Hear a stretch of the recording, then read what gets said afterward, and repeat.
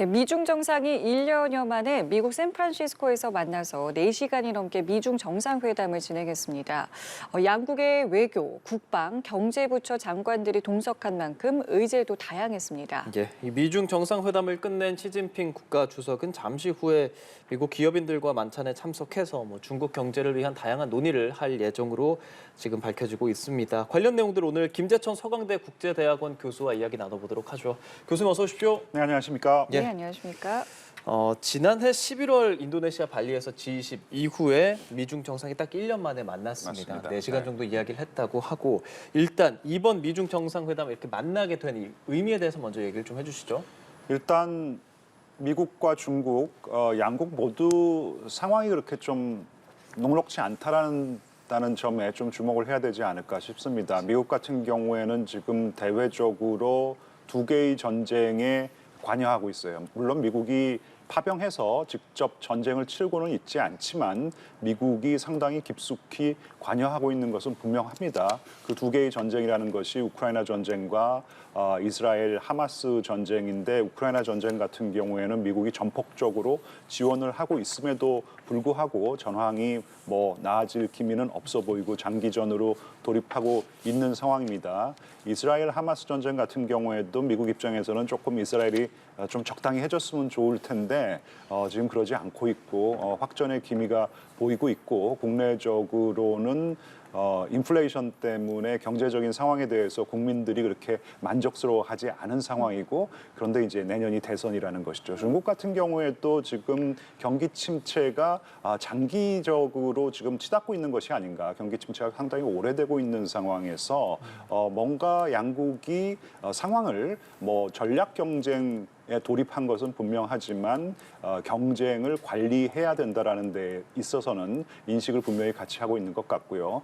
그런 측면에서 이익이 합치됐기 때문에 이번 정상이 회동을 한 것이고 그런 측면에서 또 큰 의미가 있다고 봅니다.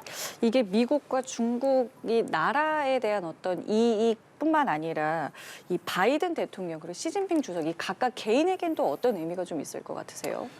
사실 이 양 정상이 한 12년 전쯤일 거예요. 네. 그러니까 바이든 대통령이 부통령이고 그리고 시진핑 주석이 부주석이었었을 때 만났었을 때 상당히 우호적인 분위기 속에서 얘기를 했다라는 것이에요. 그러니까 양 정상의 케미가 나쁘지는 않다라는 것입니다. 그리고 12년 전이니까 사실 그 당시만 하더라도 양국 관계가 본격적인 전략 경쟁 어떤 그런 관계로 돌입하지는 않았었거든요. 네. 그래서 상당히 우호적인 분위기에서 만날 수 있었을 것 같은데 근데 그 이후에 만났을 때 대통령이 되고 주석이 된 다음에 만났었을 때는 입장이 좀 다르죠. 철저하게 국익 차원에서 대표성을 가지고 상대를 공식적인 장소에서 만나야 됐기 때문에 사실 기싸움만 팽팽하게 전개를 했는데 지금 말씀하신 대로 어떻게 보면 개인적인 차원에서도 지금 바이든 대통령은 내년이 대선인데 지금 상황이 별로 좋지가 않습니다. 지금 대외적으로 두 개의 전쟁에 관여를 하고 있는데 네. 거기에 대해서 지금 국민 여론이 별로 그렇게 썩 좋지 않은 상황이고 만약에 지금 요즘 나오는 기사들 읽어보면은 내일 당장 대선이 치러진다고 그러면은 도널드 트럼프 전 대통령이 화이트하우스에 다시 재입성하는 것은 분명해 보인다. 이제 이런 기사가 나오고 있는 상황에서 네. 미중 관계에서 뭔가 조금 관리를 하고 조금 성과를 내고 그다음에 중국에게 조금 도움을 요청해서 지금 대외적으로 겪고 있는 어려움에서 중국이 조금 도움을 준다면 분명히 바이든이 본인 개인적인 어떤 정치적인 측면에서도 유리한 상황을 조금 만들어낼 수 있다고 생각했을 것 같고요. 네. 그다음에 시진핑 주석 입장에서도 사실 시진핑 주석이 독재 정권인 것은 분명해 보이는데 독재 정권이라는 것은 결국은 경제 성장을 국민들에게 제공하고 그러니까 국민들은 경제 성장을 달라 그렇다면 당신의 독재를 좀 용인해 주겠어 이런 어떤 관계가 성립돼 왔었는데 네. 그 관계가 지금 허물어질 정도로 경제 상황이 안 좋아지고 있기 때문에 미중 관계를 어느 정도 개선까지는 아니더라도 관리를 해서 조금 경제적인 어떤 그런 성장 동력을 조금은 도출해내야 되지 않겠는가 이런 어떤 개인적인 입장도 분명히 조금 작용했었을 것 같습니다. 예, 두 정상 간의 대화 내용들에 대해서 조금 더 짚어보겠습니다. 일단 합의를 한 내용들 로이터 통신이 보도한 바에 따르면 군사 대화 제도화하는 것 그리고 그 펜타닐 원료 차단 그 부분에 대한 합의를 했다라고 밝혔는데요. 네. 의미가 좀 있겠죠. 네, 일단 뭐 군사 대화 같은 경우에는 예. 사실 그 지난 몇 년간 아예 그 채널이 끊어졌다라는 것이 지금 뭐 전문가들의 예, 뭐 입장이거든요. 정찰 특히 풍선 이후에, 작년 8월이죠. 이 낸시 펠로시 당시 미국 하원 의장이 대만을 방문하고 난 다음에 미국과 중국 사이에 이 군사적인 어떤 핫라인이 끊어졌다라는 것이에요. 네. 근데 하지만 이번에 그런 군사적인 대화를 그러니까 핫라인을 복원한다라는 것은 사실 양국 사이에 우발적인 충돌이 발생할 수 있는 것이거든요. 지금 대만 해협만 하더라도 미국과 중국이 수시로 지금 전략 자산을 전개하고 있는데 아차하면 우발적으로 충돌할 상황이 발생하고 그런 우발적인 충돌이 확전으로 치달을 수 있는 것인데 그런 것을 예방하기 위해서 군사적인 핫라인이 필요한 것인데 그게 없어졌다는 것은 굉장히 위험한 상황이었었는데 근데 그런 채널을 복원한다는 것은 어떻게 보면 이제 양국 사이에 이 가드레일을 갖다 하나 분명히 마련했다라는 측면에서 상당히 의미가 있는 것이고 펜타닐 같은 경우에는 사실 지금 미국 사회에 이 마약 문제가 심각한데 이 펜타닐이라는 신종 마약 때문에 특히 이제 샌프란시스코 지역에서 많은 중독자들이 나오고 있고 이 네. 펜타닐이 중국을 통해서 유통이 되고 있다라는 그런 의혹이 발생하고 사실 상당 부분 많은 사실인 것으로 밝혀진 상황에서 어떻게 보면 미국 사람들의 이 대중 반중 정서가 악화되는 하나의 요인이 되기도 했었거든요. 그래서 이런 측에서 중국이 우리도 신경 써서 관리를 하겠다라고 합의를 해준 측면은 어떻게 보면 미국 국민들의 반중 정서를 조금 완화시킬 수 있다는 차원에서 또 의미가 있다고 생각합니다. 두 정상이 만날 것인가부터 사실은 관심이었고 이제 결국에 만났는데 오랜 시간 대화를 했음에도 이 공동 성명은 따로 이제 또 발표가 되지 않았거든요. 네. 이거는 뭐 어떤 의미라고 봐야 됩니까?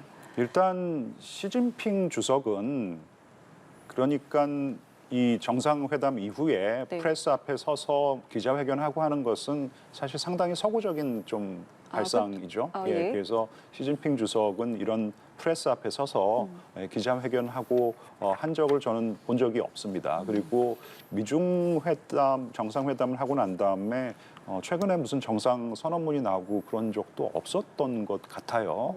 그래서 뭐 이게 아주 뭐 예외적인 것 같지는 않고요. 단지 뭐 또 그 정상 선언문이 나오지 않았다라는 것은 여태까지 논의가 됐던 것, 합의되고 있는 상황에 이외에는 뭔가 뭐 특별한 것이 없었다.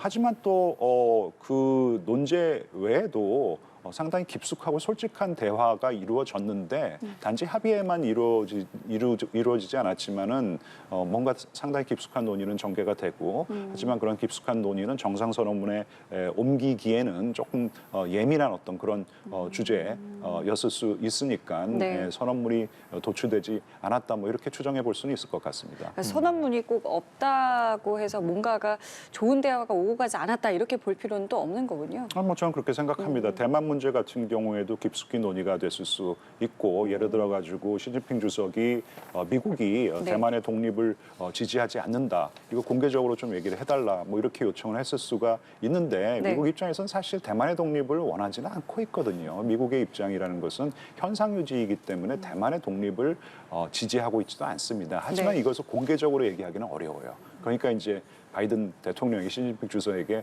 그건 너무 걱정하지 말라고 사실 우리도 대만의 독립을 지지하지 않고 있으니까 그런 거 너무 우려하지 않아도 된다. 뭐 이제 이렇게 얘기를 했는데 이런 것을 정상선언문에 뭐 담아낼 수는 없는 것 아니겠어요. 그래서 양국 사이에 상당히 민감한 이슈가 있는데 네. 그런 것들을 상당히 허심탄회하게 논의했을 수 있고 단지 이제 그런 부분을 정상선언문에 담아내기는 어려웠을 수 있다고 생각합니다. 저희가 계속 사진 자료를 좀 보여드리고 있는데 이게 다자 회의에서의 양자 회담인 거잖아요, 사실은. 네네네. 근데 지금 별도의 장소에서 저렇게 만나니까 마치 별도의 양자 회담 같은 네네. 느낌도 좀 들고 장소도 네. 좀 특별했던 것 같고 네네. 시진핑 주석이 실제로 30분 정도 오늘 늦었다고 하는데도 네네네. 분위기가 아주 나빴던 것 같지도 않고요. 네. 전반적인 걸 좀 어떻게 보셨습니까? 일단 뭐 시진핑 주석이 30분 늦게 왔다 그러는데 사실 뭐 국제사회에서 지각대장으로 소문이 난 사람은 푸틴 대통령이고요. 늘 예.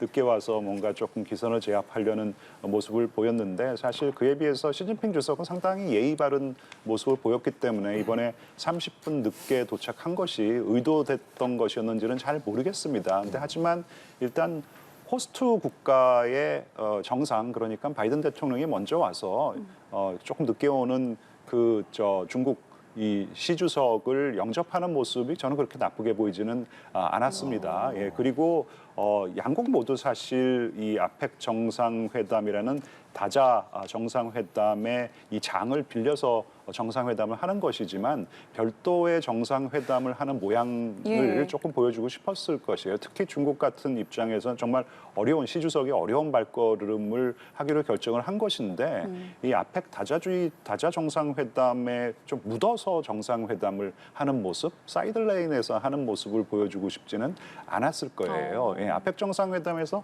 다양한 정상회담이 많은 정상회담이 그쵸. 예, 양자 정상회담이 개최가 되는데 굉장히 이제 사이드라인에서 아주 깊숙한 논의를 한다기보다는 형식적으로 그냥 만나서 인사하는 차원 아니겠습니까?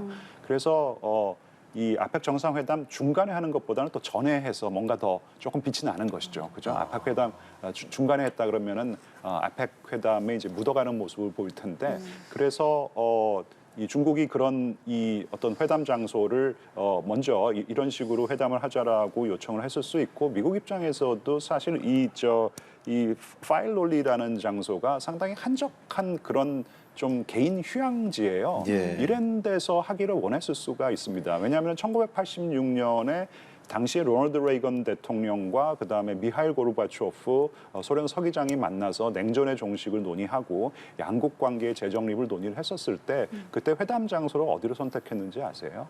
아이슬란드입니다. 아이슬란드 레이캬비크에 굉장히 한적한 성을 회담 장소로 선택을 했어요. 지금 굉장히 유명한 관광 명소 중에 하나가 됐는데 그런 데서 허심탄회하게 정말 논의를 해서 양국 간의 어떤 새로운 모습을 관계를 재정립하자 이제 이런 분위기를 연출하고 싶었던 것은 미국도 마찬가지였을 거라고 생각합니다. 그러니까 저곳이 파이롤리 정원이라는 곳이 그 저택이라는 게 뭐 중국식 정원도 있다고 하고 네, 전해진 네, 바에 따르면 네. 중국이 좀 분리된 장소에서 했으면 좋겠다라는 것들을 이야기했다고 네, 네, 하는데 네. 그런 부분들을 미국이 받아들인 점, 에이펙 네. 중간에 이렇게 시간을 내고 장소를 따로 하려야 한다 네, 이런 네, 부분에 네, 있어서 네. 배려를 한 것 같다는 좀 느낌도 들고 네, 서로가 합의점이 좀 맞았기 때문에 네, 서로가 네. 배려를 했다 이렇게 볼 수 있는 겁니까? 그럼? 네, 말씀하신 대로 중국 측이 먼저 제안을 했을 수 예. 있고 미국 입장에서도 봤을 때 이거 분명히 회담 장소를 이런 데를 선택하는 것이 마치 아까 말씀드렸듯이 1986년 레이건과 고르바초프가 뭔가 관계를 재정립했었을 때의 어떤 그런 회담 장소로 저는 그런 회담 장소가 지금 연상이 되는 것이거든요. 그런 모습을 연출함으로써 어떻게 보면 아펙 정상회담에 묻혀서 그냥 사이드라인에서 그냥 조금 요식적으로 하는 어떤 그런 정상회담보다는 네. 본격적인 정상회담. 사실 지금 아펙 정상회의보다는 이 미중 정상회담에 모든 지금 국제사회의 맞아요. 이목이 집중되고 있지 예. 않습니까? 그런 상황을 연출하고 싶었다는 측면에서는 양국의 이익이 합치됐다고 생각합니다. 그러니까 이 미중의 정상이 만났다는 것 그리고 그 이면에 사실 뭐 외교, 국방, 경제 각 부처의 장관이나 고위급 인사들이 이렇게 만나서 또 이야기를 나눈다고 볼 수 있지 않겠습니까? 이번 회담에서 그럼 교수님께서는 어떤 부분을 좀 가장 눈여겨서 보셨습니까?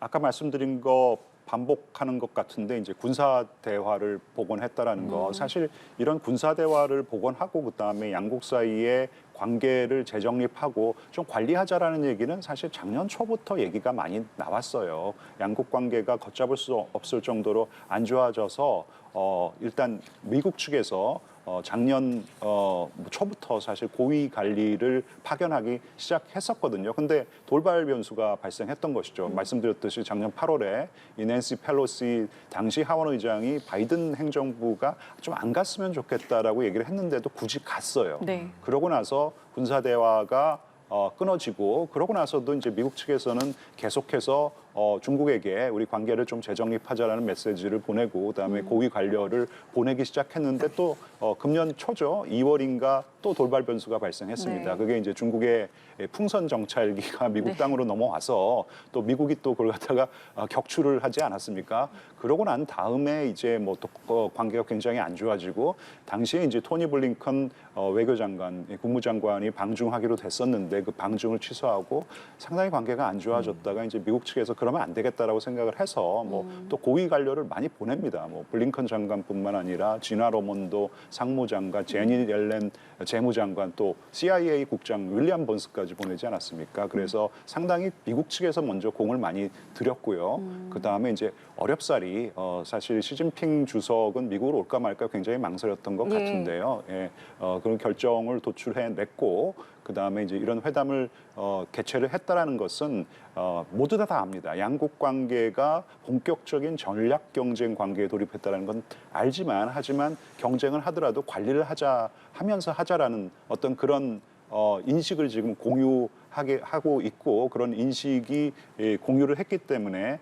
이런 정상회담이 만들어졌고 그런 차원에서 군사적인 대화가 재개 보다 자세히 말씀드리면은 핫라인이 복원이 됐다라는 것이 저는 굉장히 큰 의미가 있다고 생각합니다. 갑자기 든 생각인데 이게 어쨌든 대선을 앞두고 바이든 입장에서는 이제 본인의 재선을 위해서 이제 그런 부분도 생각을 할 텐데 네네. 시진핑 주석 입장에서는 트럼프 전 대통령보다 바이든 대통령이 되는 것이 더 유리한 거라고 생각을 할 수 있을까요? 뭐 아무래도 이 트럼프에 대한 좀 예. 안 좋은 기억이 있겠죠. 예. 네. 트럼프 대통령은 사실 자기가 하겠다라는 거 다 한 사람 아니에요. 어떻게 보면은 이 후보 시절부터 자기가 뭐 이런 거 하겠다 저런 거 하겠다고 했는데 대중 정책도 자기가 하겠다라는 걸 다 했습니다. 그래서 엄청나게 중국에 대한 이 정책이라는 것이 이 경제 정책뿐만 아니라 외교 정책에 있어서 거의 완벽에 가까운 중국 봉쇄 정책으로 들어갔기 때문에 그래도 이 바이든 대통령은 대중 견제를 하고 그다음에 중국에 대한 어떤 이 정책이 결코 뭐 온건한 정책이 아니고 강력한 정책을 하지만 네. 그래도 어떤 틀 안에서 그런 경쟁을 하자라는 입장이기 때문에 네. 제가 시진핑 주석이라면은 바이든이 재선을 하는 것이 조금 더 중국에게 유리한 시나리오라고 생각할 수 있기 때문에 어떻게 보면 지금 바이든 행정부에서 보낸 어떤 그런 제스처 그러니까 와서 네. 회담하고 관리하자 이런 데에 좀 일정 부분 호응을 한 게 아닌가 그렇게 좀 판단해 볼 수 있을 것 같습니다. 예. 미중 정상이 논의한 주제들 중에 분쟁이 좀 있을 것 같아요. 그러니까 러시아와 우크라이나뿐 아니라 지금은 이스라엘과 하마스 이 전쟁에 있어서 중국의 역할에 대해서 미국이 어떤 부분을 좀 조언했을까? 특히 이 하마스, 이스라엘 이 부분에 있어서는 확전 그리고 이란의 개입을 우려하고 있는 미국이기 때문에 네네. 그 부분에 대해서 중국의 역할을 어느 정도 좀 말하지 않았을까 이런 생각이 좀 들거든요. 미국은 그런 뭐 중국의 역할을 기대하겠죠. 그러면서 지금 중국 같은 경우에는 어쨌건 간 한 70에서 한 80% 정도의 원유 수입을 결국은 중동 지역에 의존하고 있기 때문에 네. 그 지금 이 이스라엘과 하마스의 전쟁이 이 중동 전체로 확전을 하게 된다면은 뭐 호르무즈 해협 같은 경우에도 영향을 받을 수 네. 있고 원유 수급을 원활하게 할 수 없게 되기 때문에 중국한테 이거 분명히 너희들한테도 영향을 끼치는 것이니까 뭔가 역할을 해라. 특히 너희들 이란이랑은 어느 정도 대화가 되지 않니? 그러니까 이란을 조금 자제시켜라. 뭐 이제 이런 어떤 그 메시지를 보냈을 수 있을 것 같은데 중국 입장에서는 뭐 역할을 하려고 하지는 않겠죠. 왜냐하면은 지금 중국은 일단 저 중동까지 포함해서 미국이 좀 만들어 놓은 질서는 좀 일단 흔들자라는 입장이에요. 네. 그러니까 저 중동에 이스라엘이라는 나라를 만들고 네.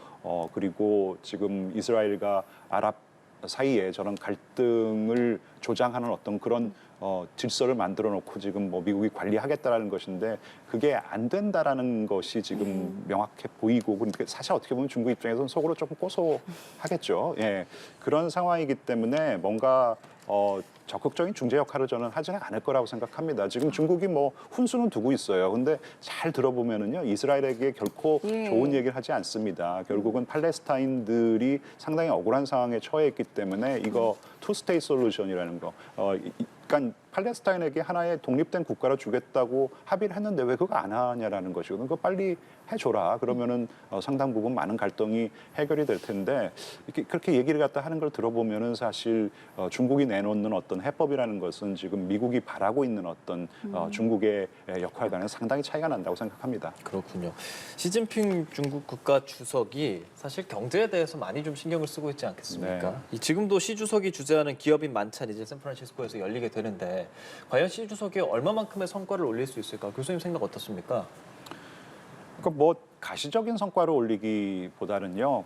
그러니까 지금 미국의 정책이라는 것이 결국은 미국의 기업들에게 좀 중국에서 많이 좀 그러니까 중국을 떠나라는 거 아니겠습니까? 그러니까 리쇼어링 다시 미국으로 돌아와라. 생산 기지 등등을 포함해서 중국에 대한 좀 투자를 자제해 달라라는 것인데 근데 미국 기업들은 그런 미국의 정부의 정책이 그렇게 썩 마음에 들지는 않는 것이죠. 왜냐하면 기업이라는 것은 결국은 돈을 보고 가는 것이고 아직도 중국이 뭐 시장으로서 생산 기지로서 그 매력은 있는 것이거든요. 기회가 분명히 있습니다. 그렇기 네. 때문에 테슬라 같은 경우에는 아예 그냥 대놓고 반기를 들면서 정부 정책에 지금 중국에 대한 투자를 계속 늘려가고 있는 상황이고 애플 같은 경우에는 일정 부분 발을 뺐지만 여전히 지금 중국 비즈니스를 활성화해 나가고 있는 상황이기 때문에 네. 중국이 지금 경제가 어려운 상황에서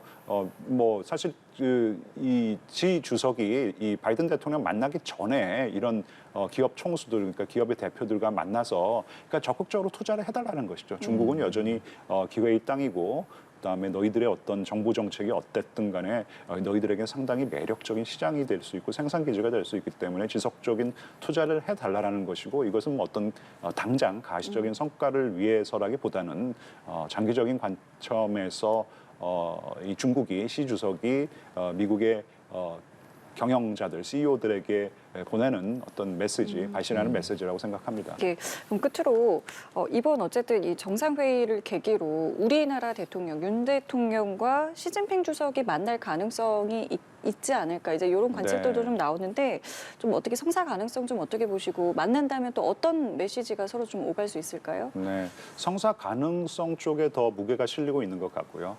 뭐 여전히 대통령실은 뭐 확인된 바는 없다. 네. 네, 이렇게 지금 입장을 밝히고 있는 상황인데 이 아펙 정상회담은 사실 아펙 정상회담 그 자체보다는 사이드라인에서 개최가 되는 양자 정상회담에 더 관심이 많이 쏠리고 있습니다. 일단 일본의 기시다 총리와 뭐 네. 스탠포드에서 뭐 공동 강연을 한다. 예. 윤 대통령이 아마 한중 정상회담도 만나기는 만날 것 같아요. 근데 이제 아까 말씀드렸듯이 사이드라인에서 만나는 것이기 때문에 오래 만날 수도 없고 그냥 뭐 허심탄회하게 얘기할 수도 없는 것이고 심도 깊은 논의가 이루어지지도 않을 것 같아요. 근데 단지 하나는 지금 작년 발리에서 만났었을 때와는 다르게 그때와는 다르게 지금은 정말 좀 한중 관계도 미중 관계와 마찬가지로 한중 관계도 조금 관리를 해야 된다라는 어떤 인식이 한국뿐만 아니라 중국에서도 발생한 것이 아닌가. 너무 악화의 길로만 걷고 있는데 이것은 아니다라는 인식이 지금 양국 사이에 발생했기 때문에 조금 더 뭐 우호적인 어떤 그런 분위기 속에서 만날 수는 있다고 생각합니다. 뭐 윤 대통령은 역시 뭐 북한 문제죠. 북한의 핵 미사일 프로그램, 이 도발의 어떤 위험성에 대해서 강조를 하고 또 이제 북한과 러시아 사이의 군사적인 밀착에 대해서 이제 걱정을 표명하고 네. 시진핑 주석 같은 경우에는 뭐 북한 문제의 경우에는 북한의 좀 안보 우려를 불식시켜줘야 되고 그다음에 대화로 해결해야 된다는 어떤 그런 원론적인 입장을 반복할 것이고 그다음에 이제 냉전 당시와 같이 어떤 진영화라는 거 지금 한미일이 많이 뭉치고 있는데 네. 결속 강화하고 있는데 이런 거 별로 좋아 보이지 않는다. 그리고 또 한 가지 나올 수 있는 얘기가 윤 대통령도 마찬가지고 시 주석도 서로 이제 좀 한번 좀 우리나라에 와서 예. 본격적으로 좀 정상회담을 하는 게 어떻겠느냐 이제 그런 제안을 할 수 있다고 생각합니다. 예, 알겠습니다. 지금까지 김재천 서강대 국제대학원 교수와 미중 정상회담에 대해서 좀 이야기 나눠봤습니다. 오늘 말씀 잘 들었습니다. 고맙습니다. 네, 감사합니다.